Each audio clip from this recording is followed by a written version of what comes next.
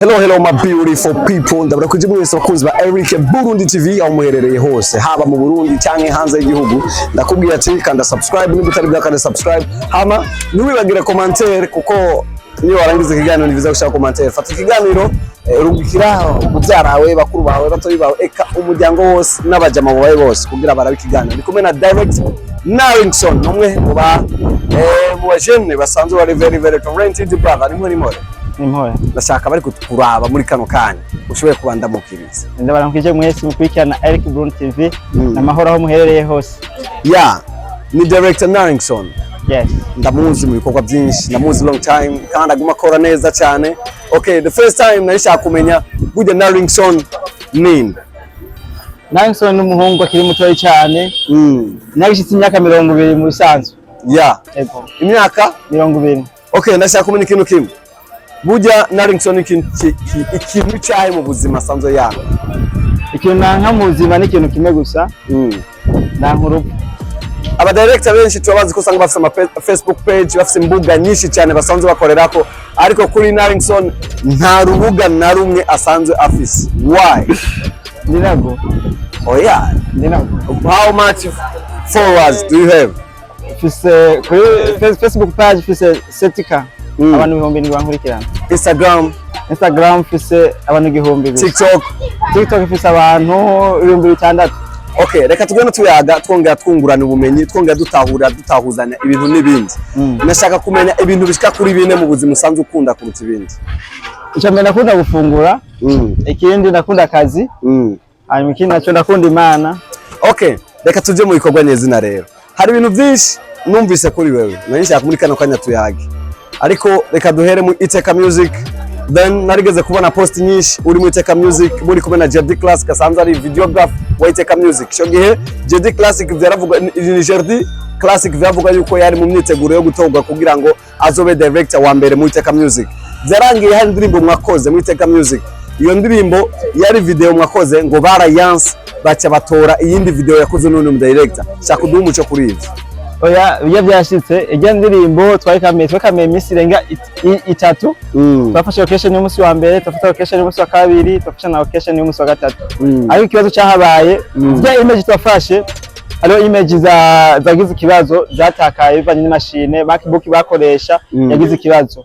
Rero bwo takaza imashine n'izo image kandi video zakoze niyo baci babona gufata undi mu director niyo cyabandanye ujya muziki.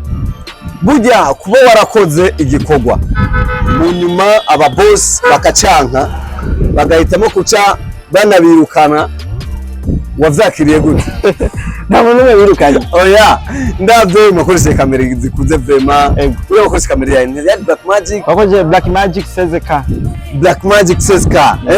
Ariko mukamara iminsi muri location bakaca bafata ubuzima wakoze bakaca babufuta.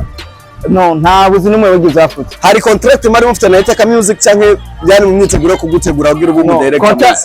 Contract hari kuri JD Classic. Je na contract hari ahubwo je bantoye. Babimenyesheje bye nava y'indwizi ibiri kugira location tangure. Bamaze gukurukana mu Iteka Music wavyakiriye gute? Ntabwo nirukanye mu Iteka Music. Ano masaha ntukiri mu Iteka Music kandi nta n'ubu mishikirano mugifitaniye na ba JD eka na bande na ba D1 ubu nta n'ubugenzi mufitaniye kidagenda abona post dari post. Why?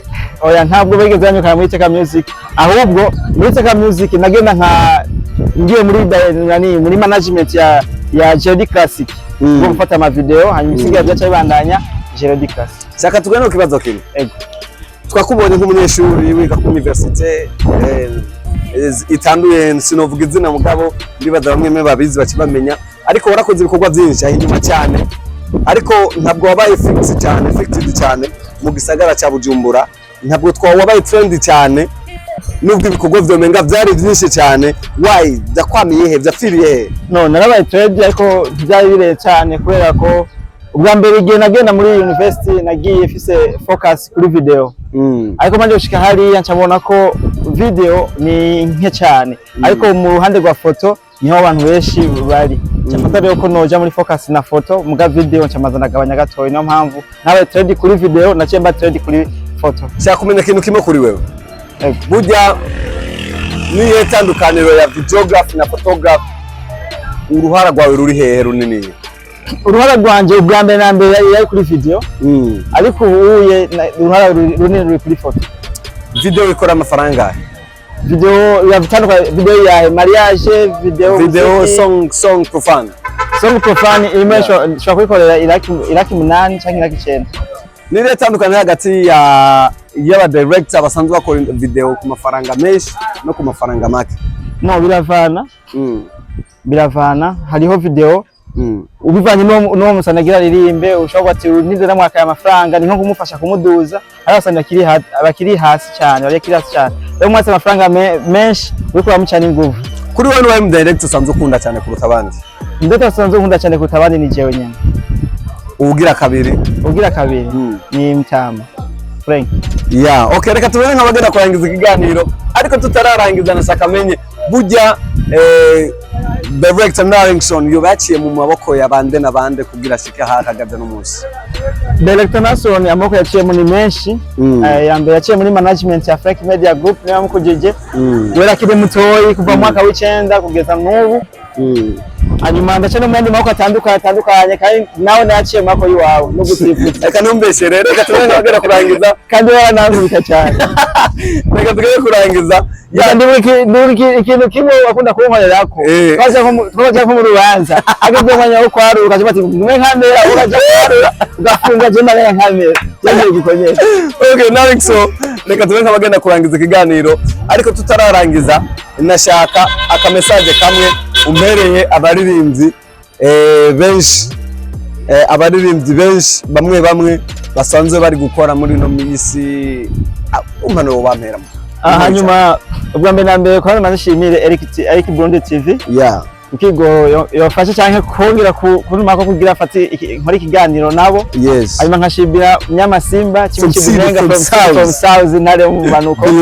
Bin Laden nkamushimira cyane. Hanyuma ikindi kubaririmbyi naho no kubaye inguvu kwandanya bihumwete ubushobozi. Hanyuma ikindi naco bihaje abaririmbyi benshi ni kimwe muri mbesho gufata ikiganiro akabambaje ati wewe uva hehe akacabesha nyimba ava muri Nyanzarake acafata muri Rumonge ico wema n'ubu kigize uri Nyanzarake acafata jemba muri Rumonge mva hehe cyo gukurikirana jewe